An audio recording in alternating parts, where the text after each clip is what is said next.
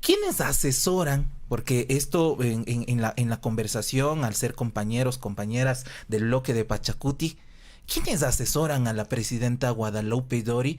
Porque en palabras morochas, ¿quiénes fueron aquellas personas que apagaron las luces en la Asamblea Nacional?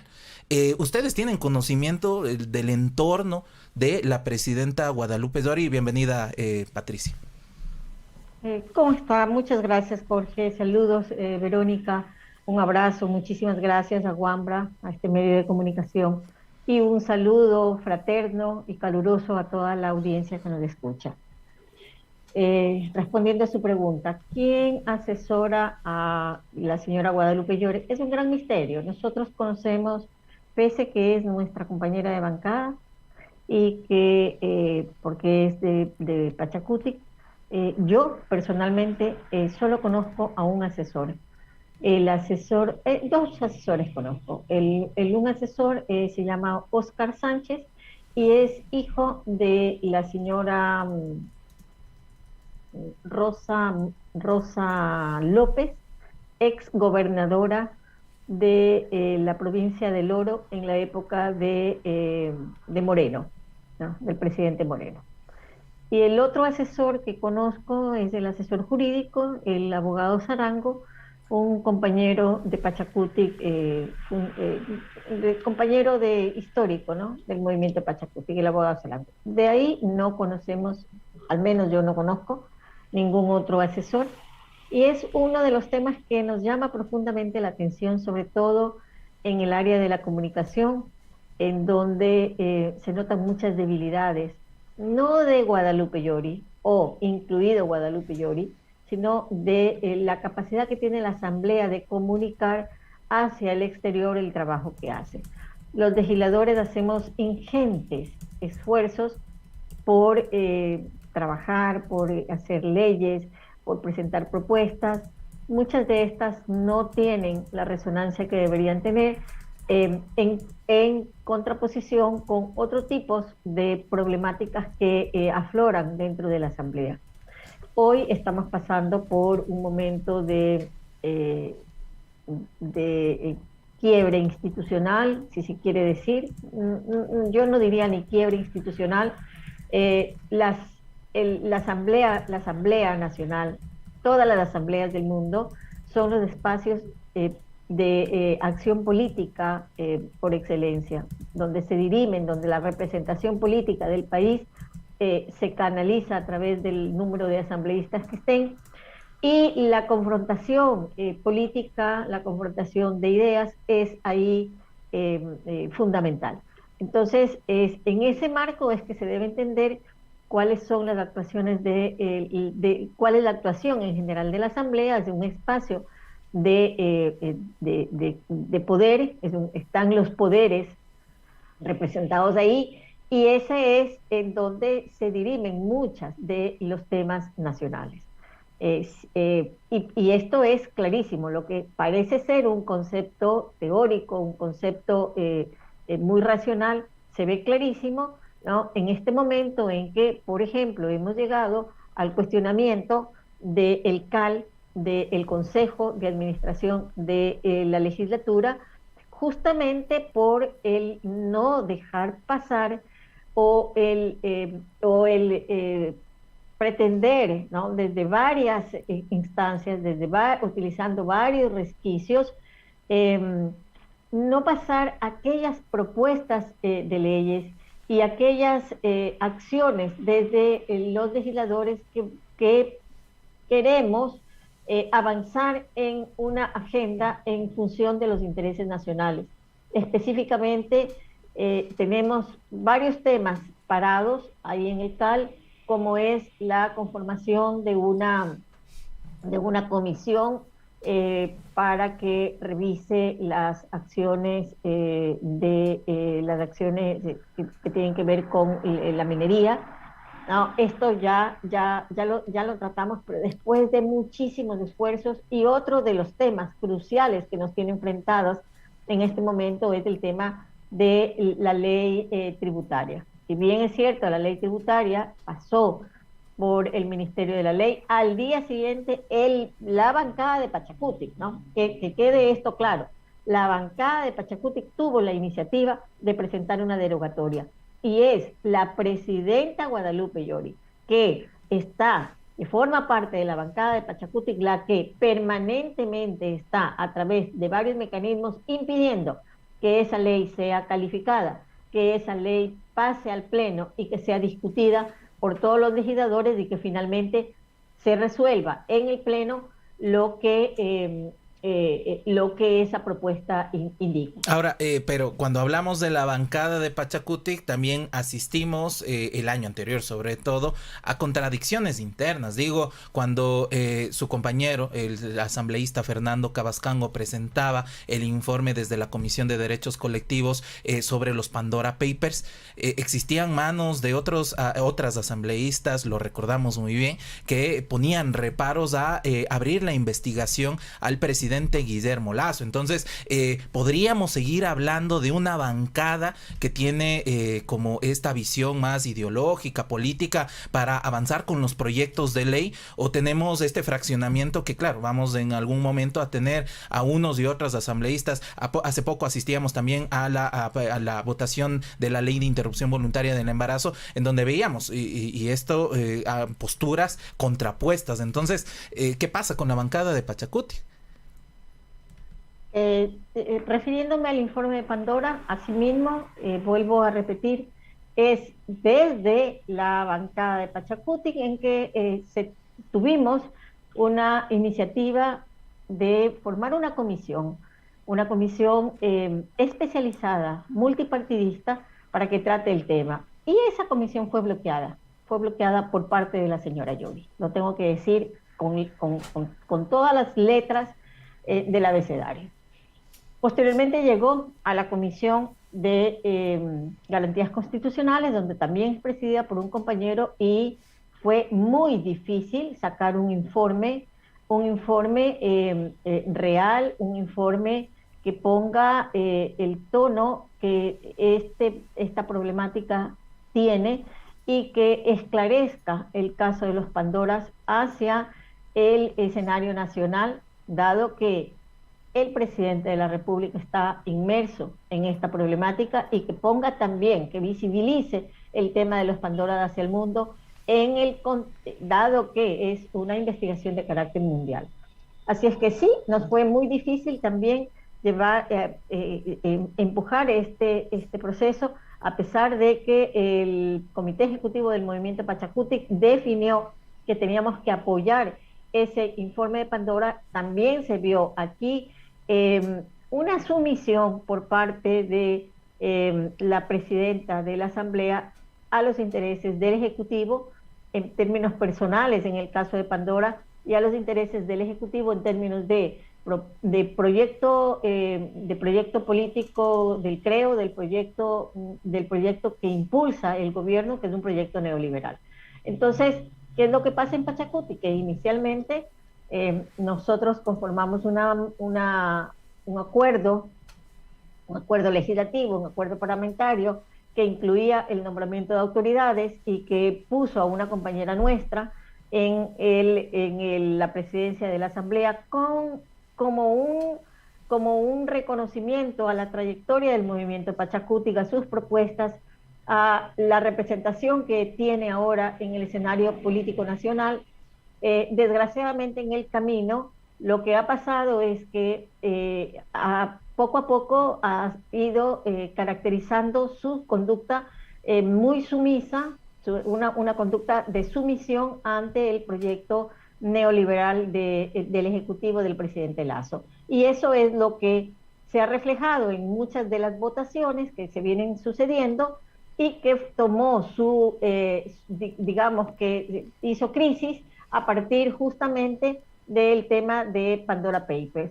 Llegó un momento en que ya no podíamos sostener tanta contradicción al interior del movimiento Pachacutic, de la bancada, que dejemos claro esto, de la bancada de Pachacutic, justamente porque las bases, las organizaciones a las que nosotros nos pertenecemos, a las que estamos representando, las que también se sienten representadas por sus asambleístas, en el movimiento Pachacuti comenzaron a cuestionar la actuación de los asambleístas vinculados a un proyecto de derecha y no a un proyecto de izquierda, un proyecto de reivindicación de los intereses populares que es el Pachacuti. Que nos tiene en este momento incluso en la disyuntiva de pedir que se forme esta comisión y que sea la comisión la que evalúe las actuaciones, no solamente de la presidenta, sino también del CAL, que es un cuerpo colegiado en el que se incluyen muchas de las actuaciones de la presidenta. Ahora, asambleísta Sánchez, la presidenta ha hablado, escuchamos sus declaraciones hace un momento, de carnavalazo, haciendo alusión al golpe de Estado en 1972 de Rodríguez Lara, pero hay un real interés por parte de la bancada de Pachacuti, de los llamados rebeldes, del bloque de UNES, de otros bloques, de hacer que la presidenta dé un paso al costado. Bueno, sí, la presidenta habla, acabo de escuchar, la había escuchado también esa intervención antes. Bueno, la lectura que debe hacerse, ¿no?, de esa intervención es absolutamente lo contrario. Por supuesto, quien convocó el día sábado a las 22 horas, previo a el sábado ya de carnaval, por vía Zoom, no somos los asambleístas, es la presidenta la que tiene la potestad de convocar a las sesiones del Pleno. Y los asambleístas fuimos convocados a esa sesión, en la que incluso uno de los asambleístas es muy decidor. En una entrevista del asambleísta John Vinuesa, indica que una vez que se cumplió el tiempo para constatar el quórum, o sea, una vez que se cumplió la hora, él comenzó a pedir que se constate quórum y no tuvo respuestas. Frente a la demanda permanente de que se constate el quórum, fue desconectado.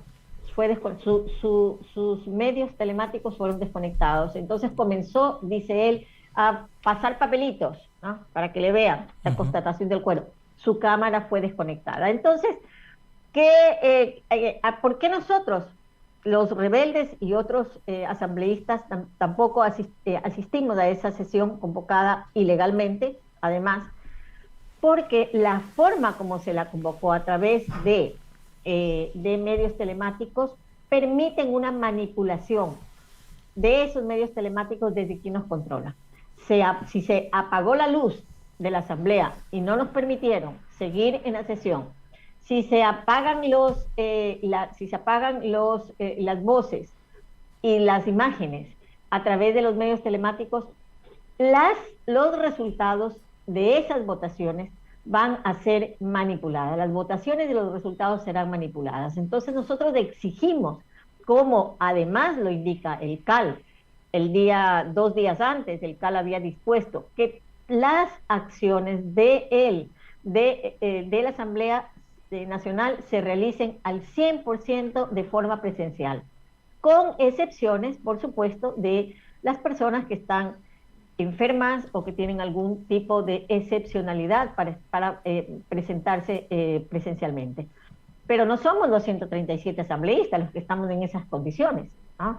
Entonces, por eso fue ilegal la convocatoria a las 22 horas y de forma semipresencial, y por lo que le digo que es un testimonio de un asambleísta que estuvo presente en esa sesión se prestaba a la manipulación. Ahora, como estas y otras formas anteriores del manejo de las sesiones del Pleno y de las sesiones en el CAL, es que nos conducen a los asambleístas a la necesidad de formar esa comisión que evalúe las actuaciones del CAL. Y no por conductas personales, no es la señora Yori, no son conductas personales, sino es cómo a través de estos espacios se está boicoteando, se está frenando la acción legislativa de asambleístas y se está, sobre todo, frente a problemas claves, a temas claves, como es la ley económica urgente, que desde el Ejecutivo recibió una orden de que no se toque. Y eso nosotros no vamos a permitir. ¿Por qué? porque primero se está impidiendo la acción legislativa, la acción fiscalizadora que tienen los asambleístas, y segundo, porque es una ley que ya el pueblo está sintiendo el peso de esta ley sobre sus espaldas y hemos sido presionados, estamos siendo demandados por parte de la ciudadanía de que revisemos la acción, nuestra acción legislativa en función de los intereses nacionales. Y eso es lo que estamos haciendo, dando respuesta a las necesidades del pueblo. Ahora, se habla de justamente una nueva mayoría en el legislativo. La presidenta de la Asamblea Nacional intentó instalar esta sesión virtual, no existió quórum. Se evidencia que hay esta nueva mayoría, que nos pueda comentar quienes forman parte de esta nueva mayoría. Pero lo más importante, justamente al inicio de la Asamblea Nacional, usted nos comentaba, existieron acuerdos políticos para ubicar autoridades, se firmó, por ejemplo, un acuerdo político con la izquierda democrática, programático en tanto a las bases ideológicas del movimiento Pachacuti como de la izquierda democrática. Ahora, ¿quiénes están en esta nueva mayoría y cuáles son los acuerdos políticos de esta nueva mayoría? Yo le pongo un antecedente que es muy necesario tomarlo en cuenta, que el presidente Lasso en la primera vuelta tuvo el 19% de la votación en la primera vuelta, y en la primera vuelta el movimiento Pachacuti solo no llegó a la segunda vuelta por 20.000 votos, además absolutamente cuestionados. Así es que esa es la real votación del presidente Lasso, el 19% en la primera vuelta. En la segunda vuelta, los votos que acumula el presidente Lasso y que lo ponen como presidente, además, al que reconocemos su presidencia, son con votos que no son propiamente de apoyo a su programa de gobierno, sino todo el resto de la sociedad que se manifestó en contra de un proyecto político anterior. Además, debemos también recordar que hay un 13% de voto nulo en esa segunda vuelta, que es muy importante ponerlo en el análisis. ¿Por qué? Porque nosotros con ese 13%, claramente el movimiento Pachacuti que estaba diciendo, no queremos declaramos nuestra autonomía y no queremos ningún acercamiento hacia la derecha, la nueva derecha, y hacia la derecha tradicional conservadora. O sea, nosotros teníamos una opción clara de propuesta de país, de proyecto político, y lo seguimos teniendo. Con ese contexto, le quiero decir que esa mayoría que se formó en mayo era una mayoría absolutamente pragmática que nos permitía resolver el tema administrativo de la Asamblea, porque necesitamos tener autoridades que dirijan la Asamblea para poder operar, y eso fue lo que en ese momento el objetivo central de los acuerdos parlamentarios. Yo creo que en este momento volvemos a tener el mismo escenario de la necesidad de tener autoridades que nos permitan avanzar en la tarea legislativa y en concretar proyectos, al menos en la línea de la defensa de los intereses nacionales. Vemos que cada vez más desde el Ejecutivo se viene concretando, se viene fortaleciendo y se viene direccionando una línea de 20 de los intereses nacionales, una línea absolutamente vinculada al Fondo Monetario Internacional, a la venta de los activos del país, a las privatizaciones. ¿Y qué es lo que tenemos como Asamblea? Un poder del Estado que está subsumido a los intereses del Legislativo y que no cumple con su rol. ¿Cuál es el rol de la Asamblea Constituyente? Fundamentalmente ser un equilibrio de poderes frente al Ejecutivo, en este caso, defender la democracia, y la democracia se defiende con democracia.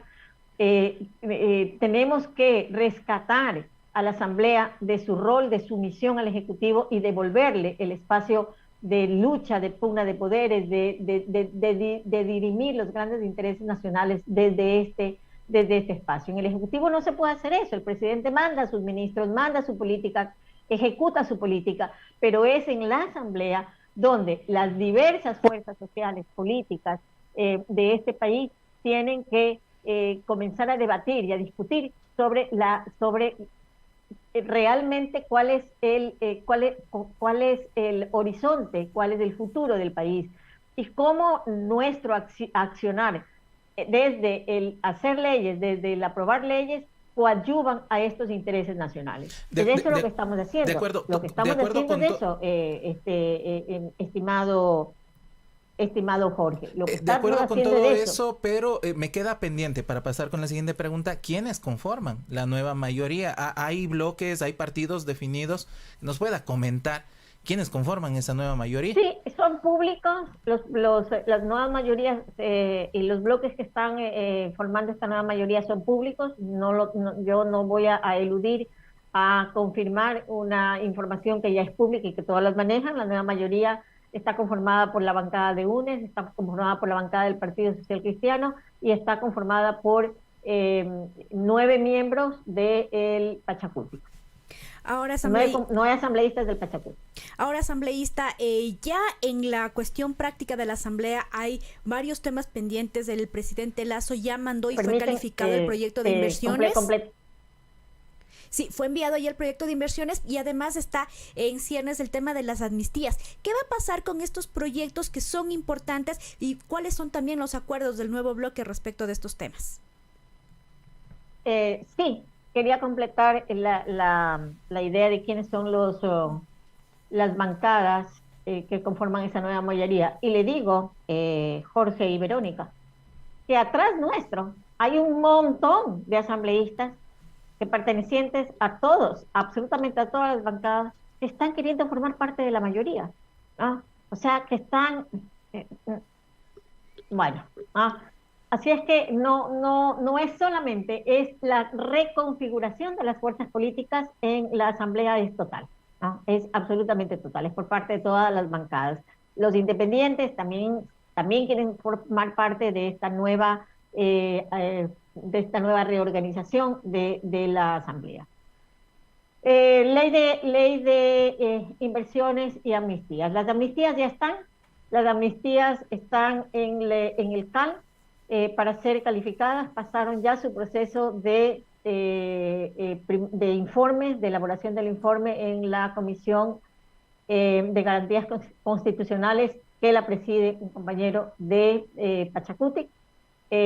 Han sido exitosamente trabajadas, llegaron al CAL y llegaron legalmente, a pesar de que hay toda una línea de querer tirar abajo esas amnistías. Nosotros no lo vamos a permitir porque simple y llanamente las amnistías, esas amnistías representan toda la lucha de nuestros luchadores y defensores de la vida, de la tierra, del agua.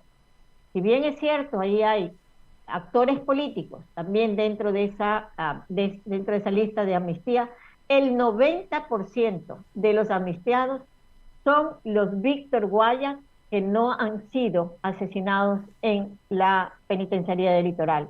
Son compañeros que durante 2, 3, 4, 5 años están siendo criminalizados, perseguidos por defender la vida. Y nosotros no vamos jamás a dejar en abandono a nuestros compañeros y lucharemos por que se concreten estas amnistías. Los villavicencios, alfiles del gobierno que quieren tirar abajo estas amnistías, que sigan presumiendo de aquellas presunciones que dicen que este informe no tiene las firmas, pues en un cuerpo colegiado, quien firma los informes es el presidente y la secretaria, y esas firmas están presentes dentro del plazo pertinente. Esto se lo ha dicho a viva voz en todos los medios. Nuestras voces no llegan como llegan las de la derecha, pero muchísimas gracias por permitirme hacer llegar a través de este medio este mensaje. Esas amnistías van a ser defendidas porque es parte de la defensa de la vida, de la lucha por la defensa de la tierra, del agua, de nuestros luchadores sociales. Respecto a la ley de inversiones, ya llegó también y fue calificada en el CAL, así también en una rauda, convocatoria de la presidenta Llori, y dirigida, direccionada a una comisión que no le corresponde, y que no le corresponde por la temática que tiene que hablar, porque debería haber pasado a la Comisión de Régimen Económico, pasó a otra comisión en la que la preside el asambleísta Noboa, que guarda mucha coherencia ideológica con la línea política del presidente Lasso. Entonces, estas son las formas como se está manejando la asamblea. El ejemplo de cómo se está procesando la ley de inversiones es más o menos como se procesó la ley tributaria. Ahora estamos frente a un claro ejemplo de una ley que, si la ley tributaria fue un machetazo, como lo estoy diciendo al pueblo ecuatoriano, esta ley de inversiones será un verdadero terremoto, tsunami y todas las catástrofes mundiales juntas que pretenden, ¿no?, terminar con todo el patrimonio del país, con todos los activos.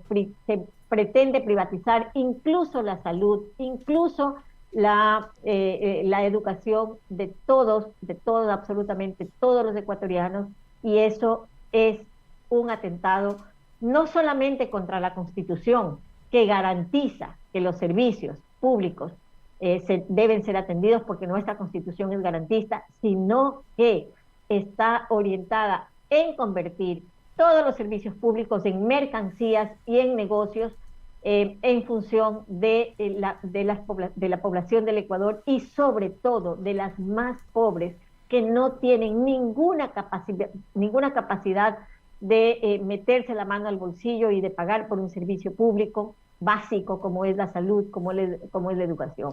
Tenemos que defender a nuestras mayorías y lo vamos a hacer. Claro, pero justamente cuando se intente aprobar o pasar la ley de inversiones en donde constan las zonas francas, probablemente encontrará una de las contradicciones fuertes con el Partido Social Cristiano. Ya en 2017, en la campaña electoral, hablaba justo el Partido Social Cristiano de zonas francas y créditos para el turismo en algunos. Es parte como del modelo que he venido implementando. Veamos justamente lo que ha pasado con el puerto principal del país. ¿Cómo ustedes asumirán estas contradicciones de lo que nos está hablando al revisar, por ejemplo, la ley de inversiones? Sí, la ley de inversiones tiene 3 capítulos que son, digamos que la conforman como los ejes principales. Uno que tiene que ver con todas las alianzas públicas privadas, otra el mercado de valores, y la otra la que tiene que ver con las reformas digitales. El tema de las zonas francas es uno de los artículos que están inmersos ahí. Tenemos en conjunto la ley de inversiones en su conjunto, va orientada a eso, a una transformación profunda del Ecuador, a un debilitamiento del rol del Estado en su conjunto, como digo, en hacer mínimo el Estado, el rol del Estado y el Estado, y en convertir pues al Ecuador en un gran mercado que se disputa entre aquellos que pueden pagar los servicios y nada más que eso. Entonces, ese es el gran espíritu de la ley. Dentro de esa hay algunas cosas que podríamos acogerlas como positivas, como cambios necesarios en la administración pública. La ley, tal como está planteada, es una ley que es inconstitucional porque cambia el origen, cambia la estructura del Estado y por eso la vuelve constitucional. Pero dentro de la ley hay aspectos que no cambian la estructura del Estado y que pueden ser positivas para cambiar áreas administrativas del Estado, y esas serán bienvenidas. No estoy diciendo que vamos a hacer una revisión de todo, que las zonas francas pueden entrar en una revisión y claro, es desde los intereses nacionales es que tendremos que seguir revisando nuestras actuaciones en esta nueva mayoría en la que el Partido Social Cristiano también tendrá que tomar posturas frente a eso. Entonces, la política es un ejercicio que cambia que se calibra día a día y vamos a ir empujando aquellos proyectos, colectivamente aquellos proyectos que vayan en función de los intereses nacionales y aquellos que no permitan. Y bueno, y en eso también vamos a tener seguramente el apoyo de otras bancadas, de otras asambleístas. Recordemos que somos 137 y en el espacio de los 137 asambleístas es cómo se consiguen los apoyos para las leyes. Así es que lo importante es tener las ideas claras, tener el futuro claro, tener una línea de dirección y de conducción clara, y sobre esa es sobre la que tenemos que seguir trabajando las alianzas en función de los intereses nacionales, y la gente va a estar pendiente de eso. Tenemos un gran termómetro, tenemos una gran medida, una gran vara que nos mide permanentemente lo que hacemos, y esa es la que tenemos que ir calibrando en función para nuestras actuaciones parlamentarias. Muchísimas gracias, asambleísta Sánchez. Esperemos que las ideas claras permanezcan en la Asamblea, más allá de intereses momentáneos y de mayorías que a veces son un poquito bailables a veces en la Asamblea. Muchísimas gracias nuevamente. Sí, yo en esta entrevista, antes de despedirnos, quiero agradecer su comparecencia, este espacio crítico. Hemos invitado, por ejemplo, al coordinador de Pachacutic, Marlon Santi, desde hace varios meses se encuentra desaparecido, no contesta el teléfono, mensajes. Finalmente pasa con otros actores políticos dentro del mismo movimiento. El señor Salvador Quispe tampoco ha dado respuesta, y claro, estas preguntas, sobre todo también del acumulado con el que llegó el Pachacutic a la Asamblea Nacional, de expectativas desde la organización social, desde las movilizaciones que se dieron. Finalmente es una responsabilidad importante que tienen sobre sus hombros a legislar en la Asamblea. Le agradecemos por su presencia, estimada Patricia. Gracias, Jorge, gracias, Verónica. Estaré compareciendo cuando la prensa lo convoque, y sobre todo estaremos compareciendo ante el llamado, sobre todo de nuestra militancia, de nuestros compañeros. Nunca dejaremos de defender su voz, de defender sus luchas, de estar a la altura de ellos, porque ellos son los que nos han dado esta tarea ahora, de ellos recibimos este mandato, y es lo que tratamos al menos de respetar.